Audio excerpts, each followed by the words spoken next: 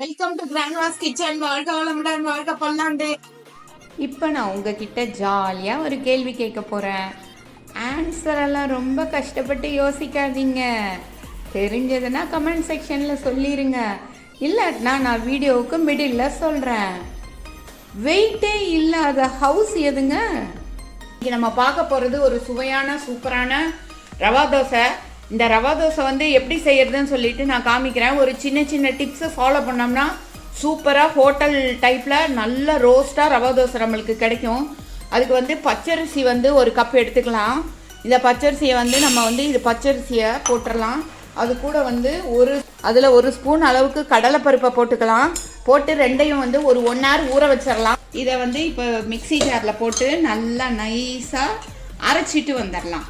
அதே நேரம் எவ்வளோ அளவு நம்ம அரிசி எடுத்தோமோ அதே அளவு ரவை. இது ரவா தோசை தானே, அப்போ ரவை எடுத்துக்கிறோம்.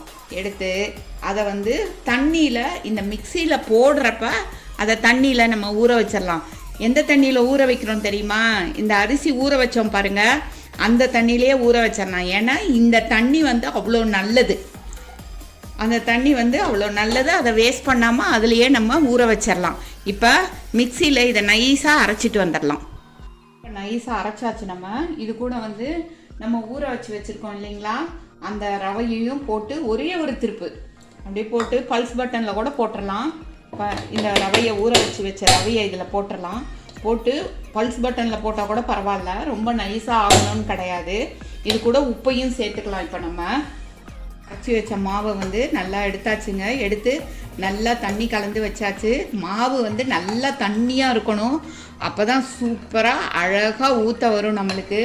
இதில் நல்லா எடுத்து வச்ச கருவேப்பிலை ஒரு கொத்தை நல்லா இப்படி பிச்சு போட்டுடலாம். இஞ்சி துருவி வச்சுருக்கோம். பொடியாக கட் பண்ணால் வாயில் தட்டுப்படுங்க. அதனால் இப்படி துருவின இஞ்சியை போட்டுடலாம். கடுகும் சீரகமும் தாளித்து வச்சுருக்கேன். கொஞ்சமாக எண்ணெய் ஊற்றி அதையும் நம்ம இதில் போட்டுடலாம். போட்டால் பாருங்கள் எவ்வளோ கலர்ஃபுல்லாக எவ்வளோ நல்லா இருக்குது பாருங்கள். பார்க்குறதுக்கே அவ்வளோ அழகாக இருக்குது. இதை ஊற்றி சாப்பிட்டா அடடா அவ்வளோ டேஸ்ட்டாக இருக்கும். பச்சை மிளகாய் பாருங்கள், ஒரு 2 எடுத்திருக்கேன். அதை இப்படி இது மாதிரி நீல வாக்கில் கட் பண்ணிங்கன்னா அப்படியே தோசைக்குள்ளே புதஞ்சி இருக்கும், தூக்குனா மாதிரி இருக்காது. அதையும் இதில் இப்போ போட்டுடலாம். இப்போ மாவு கொஞ்சம் திக்காக இருக்கிற மாதிரி இருக்குது. இதில் இன்னும் கொஞ்சம் தண்ணி சேர்த்து கலந்துக்கலாம். மோஸ்ட்லி நம்ம அரிசியும் ரவையும் சேர்ந்து 2 டம்ளர் இருக்குமா. அப்போ இது தண்ணி உங்களுக்கு ஒரு 5 டம்ளர் பிடிக்கும். 1 டம்ளர் அரிசியும் ரவையும் சேர்ந்து இருந்ததுன்னா அதுக்கு 2.5 டம்ளர் தண்ணி ஊற்றினீங்கன்னா சரியாக இருக்கும்.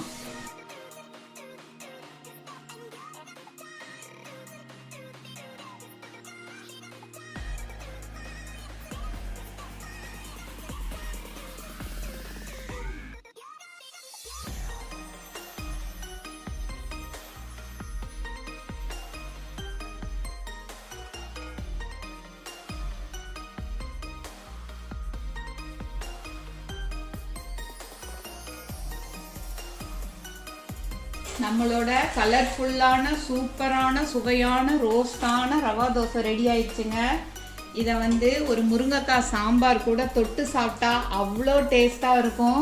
மார்னிங் ஹவர்ஸில் இதை சாப்பிட்டுட்டு அப்படியே ஒன்று போதும் அதெல்லாம் கிடையாது, ஒரு 2-3ஆவது சாப்பிட்டா தாங்க கொஞ்சம் திருப்தி ஆகும். அவ்வளோ சுவையான சூப்பரான ரோஸ்டான ஹோட்டல் ஸ்டைல் ரவா தோசை எப்படி செய்கிறதுன்னு சொல்லிட்டு நான் இப்போ உங்களுக்கு எல்லா டீட்டெயில்ஸும் கொடுத்துருக்கேங்க. தேங்க்ஸ் ஃபார் வாட்சிங் அவர் கிராண்ட்மாஸ் கிச்சன். வாழ்க வளமுடன், வாழ்க பல்லாண்டு.